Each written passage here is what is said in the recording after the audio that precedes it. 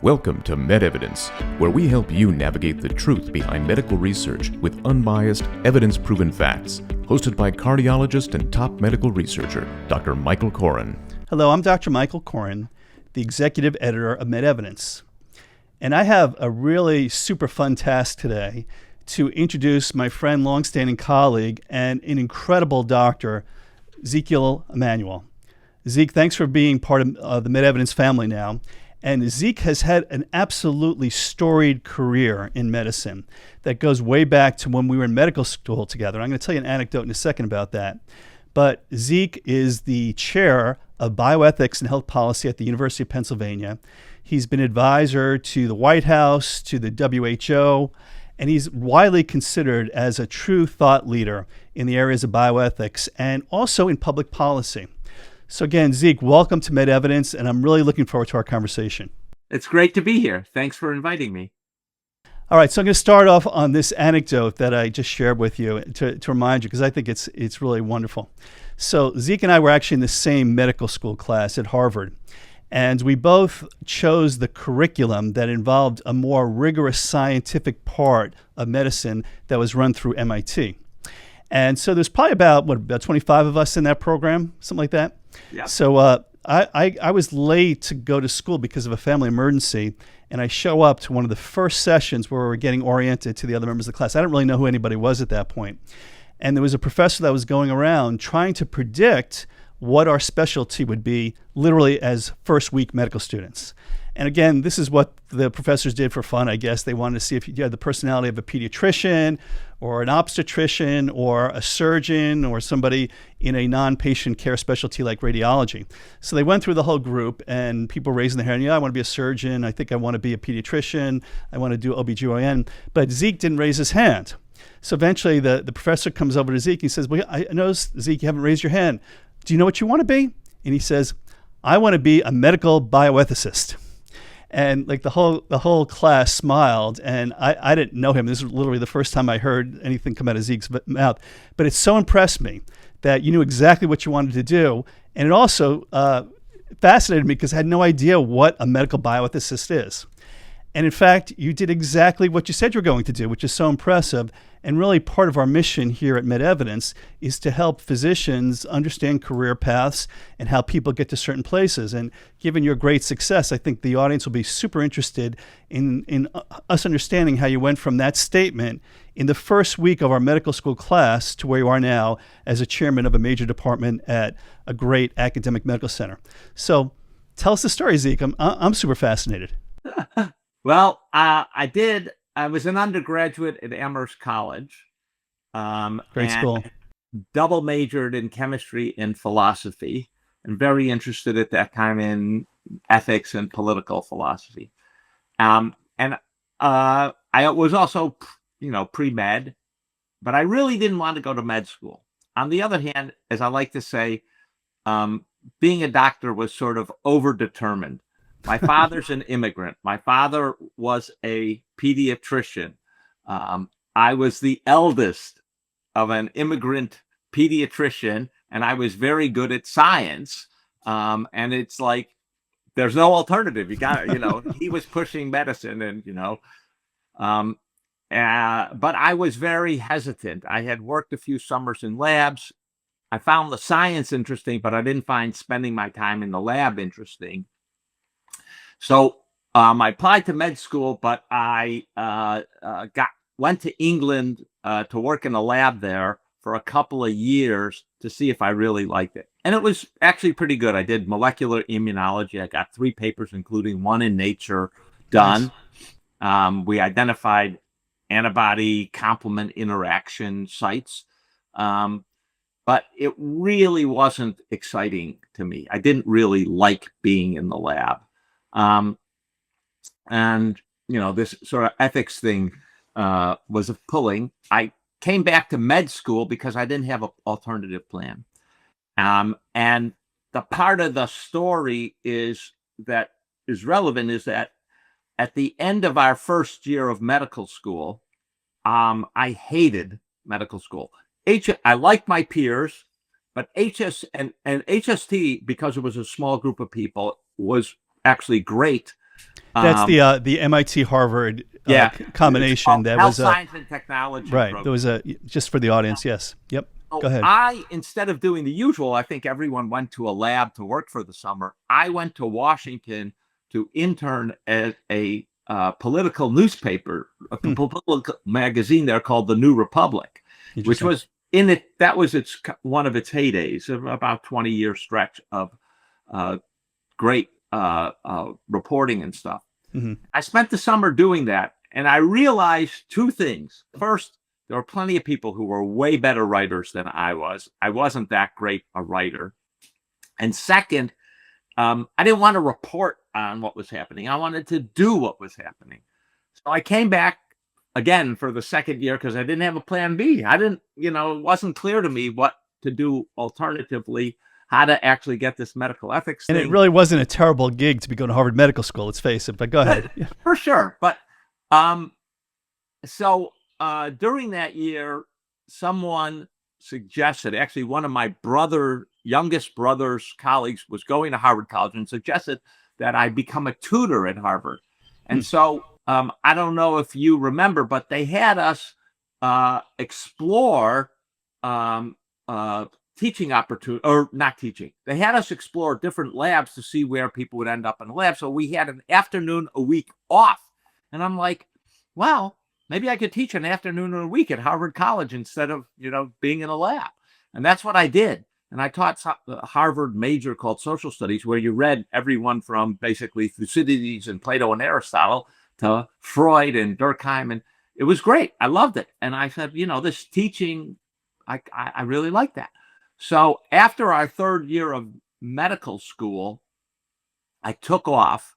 I got accepted to the Harvard Political Science Department, called the Gov Department, and for a PhD. And I basically stopped medical school and, did the PhD.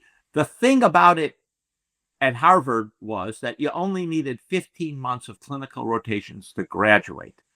And I had the 15 months, summer, and by the time I started the PhD, I basically could have graduated, but of course you can't because you have to go into internship. And then I did the PhD in 4 years. And then I went back as an intern. And this may surprise you, because I'd sort of been off the wards and forgotten a lot of stuff while I was working on medical ethics related dissertation. I asked to start in the CCU. And every time people who aren't doctors think, well, that's crazy. Those are the sickest patients in the hospital. And I said, yeah.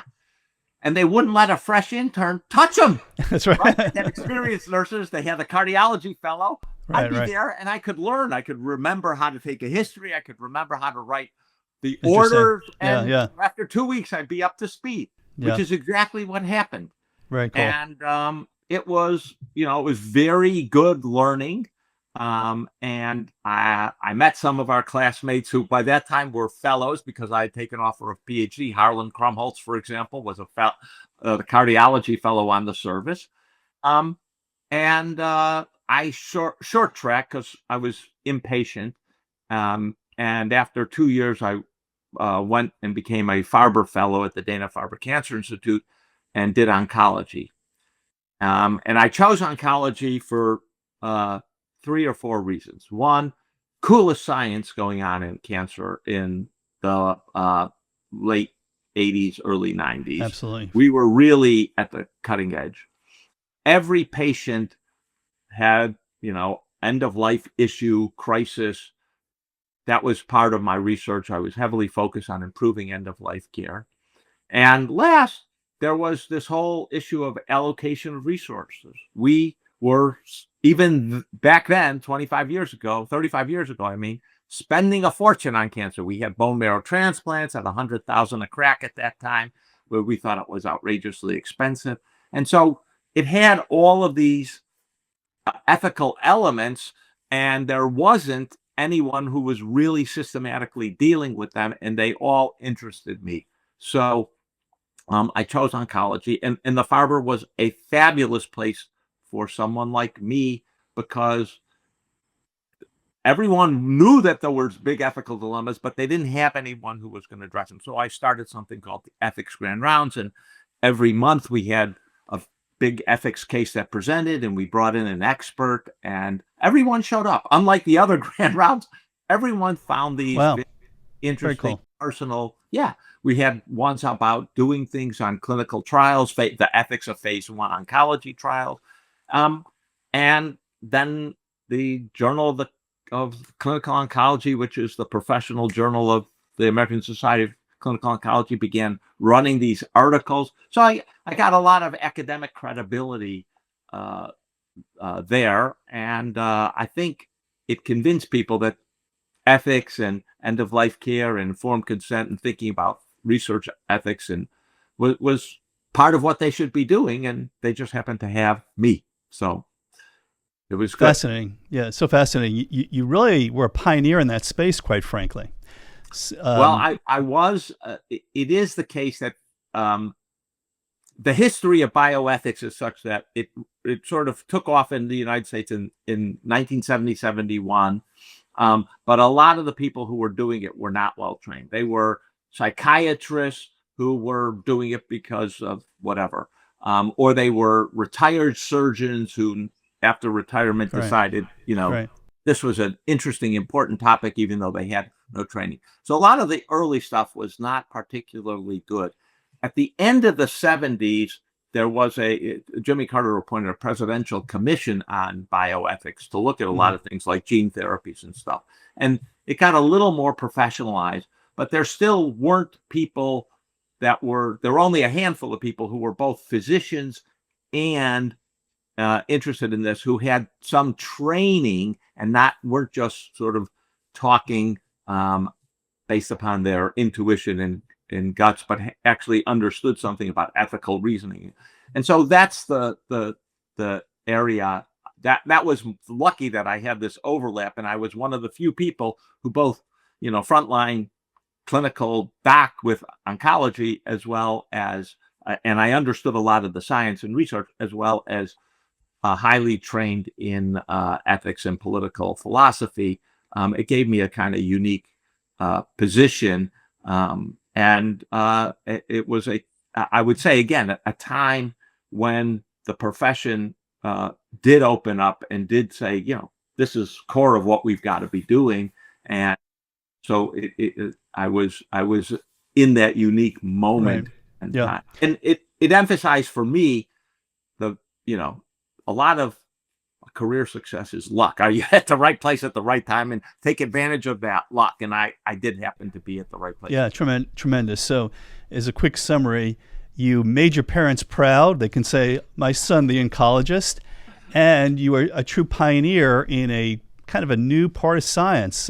The Belmont report that we'll talk about came out in 1979. Yeah, it was so literally, part of that. Within about a decade of that, we were starting to understand how that applied to actual clinical practice and getting people involved in clinical research. And there were very, very few people, as you point out, that had knowledge both on the clinical side and the bioethics side and know how to navigate those tensions, which are actually super interesting. So I'm not surprised you had great attendance to the bioethics grand rounds. I'm sure there was some fascinating cases discussed. So kind of give me the little bit of the scoop from going from training to ending up at Penn and ending up at the White House. That's kind of an interesting transition. Well, I was at the Farber for 7 years, and then trying to figure out what the next job was. And so you were in an attending position there for a while, treating cancer patients. Okay, yeah. I would put that in quotes. Yes, I was a classic academic physician, half a day a week of clinic. Oh, wow. Okay. All right. That counts. Most of my time was spent doing research. I had a teeny tiny research group. The biggest it ever got to was 2 people. All right. In addition to me. And we were incredible. I mean, it just, let me say. Watson and Crick were a 2-person team.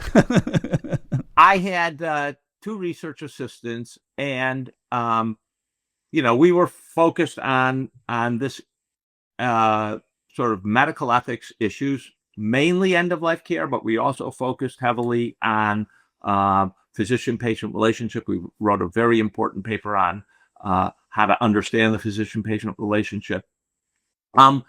And I should say an interesting thing happened to me at the Farber. All of you who've worked in academic centers know that the coin of the realm is space. There's never enough space. Mm-hmm. And because of what I was doing, after my second year, I was needed to get a space of my own. The head of my department, which happened to be the epidemiology department, took me on a walk. He says, well, Zeke, we're going to find you a new space. And he took me out of the main building at the Farber to walk across the parking lot. And then there was this little building in the shadow of a power plant. Mm-hmm. It turned out that little building housed all the unused iron lungs. Oh, geez. From the polio, from the 50s. And he said, there's this second floor suite in the back there, and you can have 4 rooms. And I realized this is the place where they put all the people who they're not actually firing, but want people to leave. It turned out, I thought, basically this is Siberia. Right. It turned out to be a blessing in disguise. Sometimes Siberia can be cold and unproductive and a vast wasteland. But for me, I was out of the flow, out of the politics, out of everyone spending time, wasting time talking about this and that and who was up, who was down. And I simply focused on my work. And we turned out to have 2 people and me, and we were incredibly productive. Just banging out the papers. And then in 1996, I believe, or 95, a job came up they were looking for a head of bioethics at the NIH. Not just the head, the guy who was head of the clinical center, which is the hospital at the NIH, was establishing a department. And he thought, well, we needed, the hospital needed to have a bioethics department. So I applied, and the 2 other candidates were much more senior than I. I was, I think, whopping 38 years old or something. And I didn't do any research ethics, since the hospital at the NIH is purely research. There's no routine patient care there. Right. And I had not done any publications in the research space. And that the head of the department, or the guy searching, the head of the hospital, John Gallon, who worked in immune deficiency diseases, chronic granulomatosis. For whatever reason, we hit it off. He went to Amherst. I went to Amherst. We had a very nice meeting of personalities, and he gave me the job. And, it was a wonderful opportunity to build something from the ground up, and to, invite people. And it got me also interested in research ethics. At that time, this is 1996, 97, I was like, well, all of that research ethics done. We had the Belmont Report. We had the Declaration of Helsinki. We had federal regulations. What more could there be to do? And I scratched the surface. I began reading these documents and realized, there's a lot more to do. They're heavily focused on one thing, autonomy and informed consent, but there's also much more about the ethics of research that they're not addressing at all. And by the way, a lot of the literature that had been published, I thought was, again, given my unique position as a doctor, a researcher, and a bioethicist, I was like, I think they've got it wrong. And, we could do a better job of sort of fixing it and putting it right. And so it turned out to be a wonderful, wonderful moment to create a department and to really, I think we ended up transforming how people think about the ethics of clinical research. One super cool and absolutely spot on is that there's been a huge change in the way we perceive ethics that we'll get into more detail in a moment, but that's just a wonderful story. So tell me about the political part of your career, how that came on board. And that's you're well known for those contributions. So why don't you tell us a little bit more about that? So I worked at the NIH from 97, and then beginning around 2003, 2004, I could see I'd done almost everything I wanted to do in the research ethics space. Again, it was an incredibly generative, from a productivity standpoint, one of the best experiences you could imagine. We had a fellowship. We had people coming right out of college. We had postdocs. They were all brilliant. They were great to work with. But I could see that I was sort of getting to the end of all the research ethics things I wanted to really write about. Not like I covered everything, but that I wanted to write about. And I was like, the thing that's sort of agitating me is going back to my political philosophy, my government poli-sci roots was, we don't have universal coverage, and we need to begin thinking about it and lay the plans for it. So I ended up writing some stuff and teaming up with one of the, I like to call them the three original health economists in the country, a guy named Victor Fuchs, who was a professor at Stanford. He had just retired, and we had talked about collaborating, and because some of our ideas overlapped. And again, that turned out to be incredibly generative. So in 03, 04, 05, we began really publishing a lot. Romney, Mitt Romney was governor of Massachusetts and put in his Romney Care legislation that created a way for people to get insurance who didn't have insurance and subsidize them. And then, President Obama was doing his stuff. And I was, again, writing on this and talking about it. And when Obama was elected, he appointed Peter Orszag as head of the Office of Management and Budget. And Peter Orszag asked if I would come and work there as a special assistant working on the Affordable Care Act. And what was important about that is because I was at the NIH as a government employee, I could go there and it wouldn't cost the White House a penny, which is always. And one of the things let me just say, two things you learn very quickly. First, the Office of Management and Budget is the most powerful agency you never heard of. It controls all the budgets. It controls all the regulations. It's really a magical place to be. The second thing is that there are never enough people in the White House to handle all the incoming. And so I always tell students, if they ask you to come and sweep the floors at the White House, you say, absolutely, I will do it, because peas are falling off issues. You can do so much.